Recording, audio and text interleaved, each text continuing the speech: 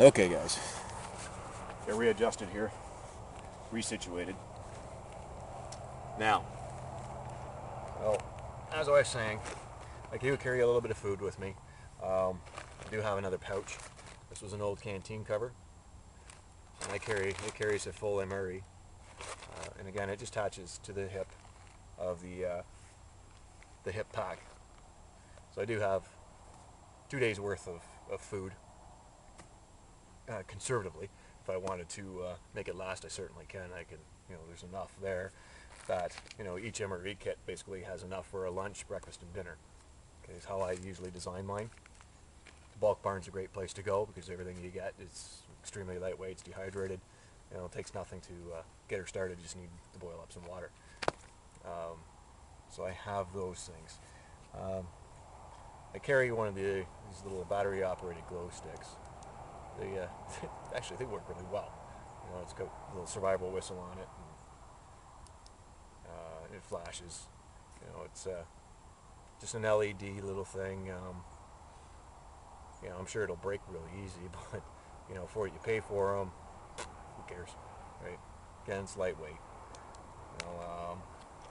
Get my carabiner, which usually has a lot of my main items on there. You've seen me use my Strike Force before.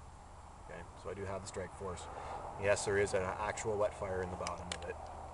Right, if I can get the lid off. There's and there's a little tiny wet fire package in there. I don't utilize it because it's the same thing as what I have, again, with these things. And I think the name of these, where I get them, is just called Burn. Right? It's in the camping aisle. Try looking for them. Because like I said, it's 20 in a pack for $8, as opposed to the wet fire where you get 10 for $20. It's not really worth it when they're doing the same thing. But anyway, carrying on. Again, typically, I got another hank of paracord. So I got the 2 hanks of paracord that are on this carabiner.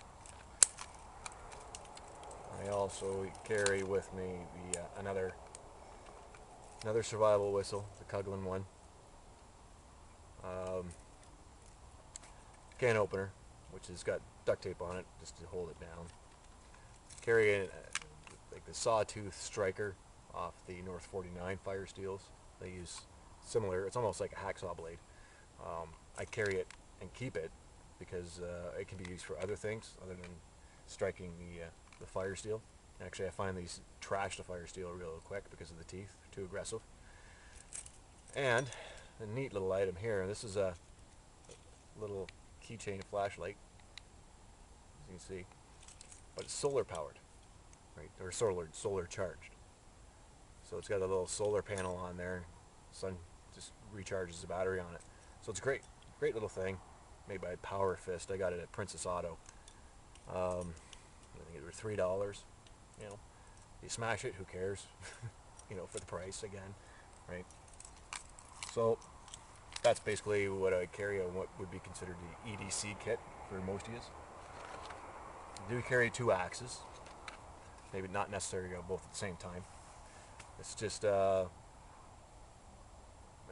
one is basically my general duty axe, right? It's a 1.25 pounds. It will do all my chopping and whatever I need it to do. Okay, I do have that one. And then I also have, and you've probably seen the reviews on these things before. This is just a Fiskars. This is a little, I like it because it's a bushcrafting axe. This thing is very light and extremely sharp. It's nothing to put an edge on this thing, and it's as sharp as my knife blade. And I use this just for the craft work that I may do. Like say if you're making a bow, and tilling the hand, tillering and all that good stuff that you're doing for whatever kind of camp craft work you're doing. This is a great tool to have because it'll remove more material just because it's got a little bit more heft than your knife does. But you can do it delicately because of the sharpness of the blade. Would I really use it for trying to hack down a tree? Probably not. Even this little thing is probably not good enough to hack down a tree. But for larger branches, I would use this anyway. This will split some wood, obviously, too, but I generally use this for craft work. Very lightweight, you know, it's hollowed handled, the handle here. So, you know, you've seen the reviews. And if you haven't seen the reviews, you know, look them up because they're great. You know, and again, it's a great little tool to have. Okay. Let's see what else do I got here. I do have my tarp, which I'm sitting on right now. You know, just a standard. I think it says 8 by 10, I do believe, or an 8 by 9 or something like that. And I do use that. Okay, and also I have the bedroll with a survival blanket inside. It's all rolled up inside. You know, so if I want to just spend the night old school, put the tarp up, get the bedroll, and I can spend the night out in the bush in that regard. So that's pretty much what I carry. Like I say, the hip pack here, it's just a Rockies hip pack. Right, it's got the two sides, the main compartment, and then a compartment on top. You know, this is pretty much what I carry with me when I'm in the bush. 90% of these items are in here. If I'm going for a little bit longer trek, I'll take the backpack, just transferring the items into here, just because it's easier to carry the tarp and the bedroll. I just attach the bedroll either on top or underneath. Carry these items, and then I can add more items because what I have here, I think it weighs out at 9.5 pounds. So it's not heavy by any means. It's not a ton of stuff. It's just stuff I utilize. I have it. It's easy to use. Makes for very comfortable stays in the woods. And again, a lot of things I do have are redundant. You've all seen my survival kit in the shotgun or in the weapons. So I do have extra knives that I carry too. Like I said, beyond these two knives, I have others in case, for whatever reason, you drop one or you break one or something goes wrong. You know, I do carry extra knives, just like I have the multi-tools. You know, I got 3 of them just in this kit alone, and then I got the Leatherman on my hip. You know, it's just items that you can utilize for, you know, if one breaks, you got another one. You get a backup. You know, so that's what I tend to have. So that's my loadout.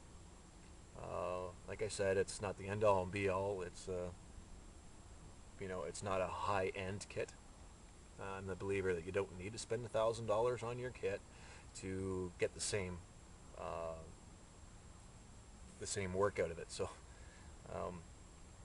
you know, it's easier for me to go out and, like I say, and spend $8 or $12 on a multi-tool that after, you know, 3 or 4 years is busted. Well, I can go out and buy another one, as opposed to spending $120 on a multi-tool and it's broken. You know, then I'm out $120. So, just things to consider. Let me know what you think of it. You know, any suggestions, or you know, if you're curious about some of the items, let me know, and I can do a quick review on it in more in depth. Like say, for instance, bulk barn MREs, or on the Fiskars hatchets, or whatever you want to do. We can certainly do it. So until next time, you guys play safe, get out, practice, and hope you enjoy yourselves. Okay, we'll talk to you later. Until the next video. See ya.